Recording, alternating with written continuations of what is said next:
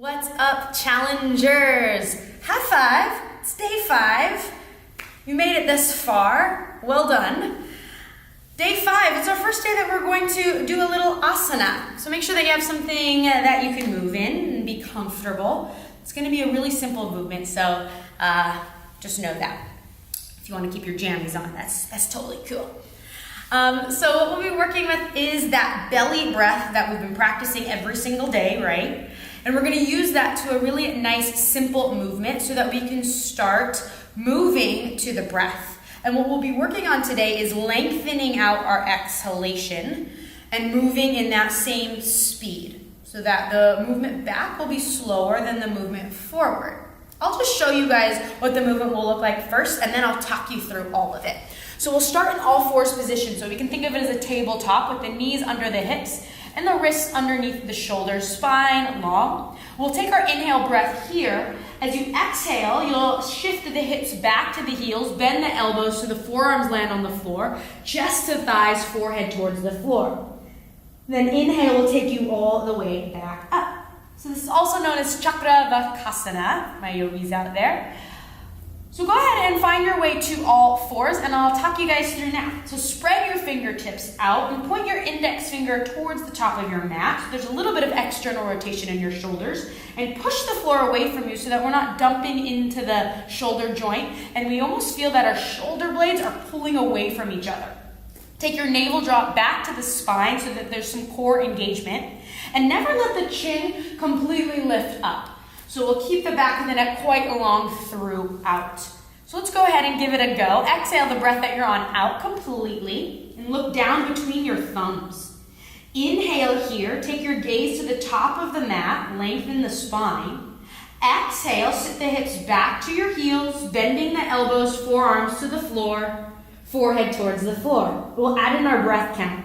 Inhale for 4, 2, rising up, 3, 4, exhale for 4, sit back, 2, 3, 4, continuing, inhale for 4, 2, 3, all fours, 4, exhale this time for 5, 2, 3, 4, 5, inhale for 4, 2, belly expands, 3, 4, exhale for 6, 2, 3, 4, 5, 6. Inhale, rise for 4, 2, 3, 4. Exhale to 7, 2, 3, 4, 5, 6, 7. Last one, inhale to 4.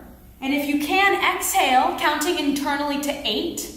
Or as long as you can, lengthen your exhale out.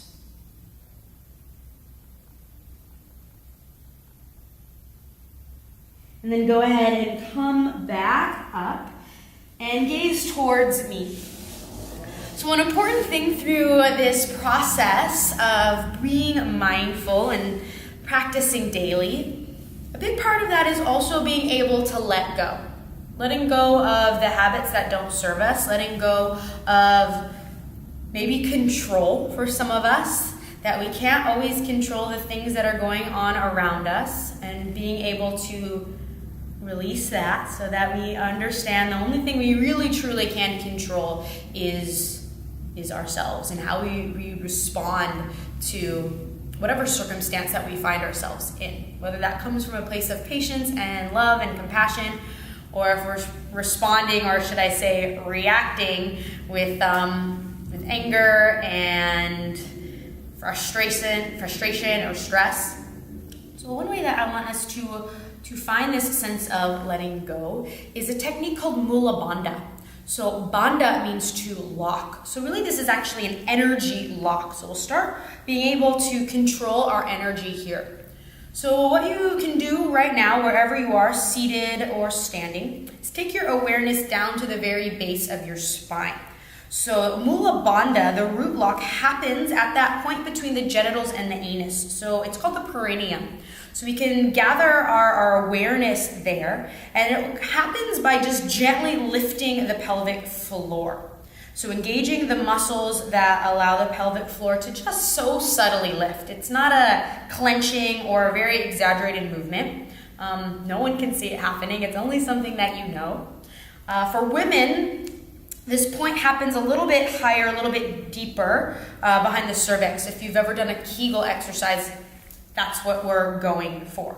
So we're going to add that, layering it onto this movement of fours to child with our longer exhale. Now working Mula Bandha, the root lock, lifting the pelvic floor just when we breathe out and letting those muscles go when we breathe in. So let's take 3 rounds together. Starting on all fours again. Deep breath in.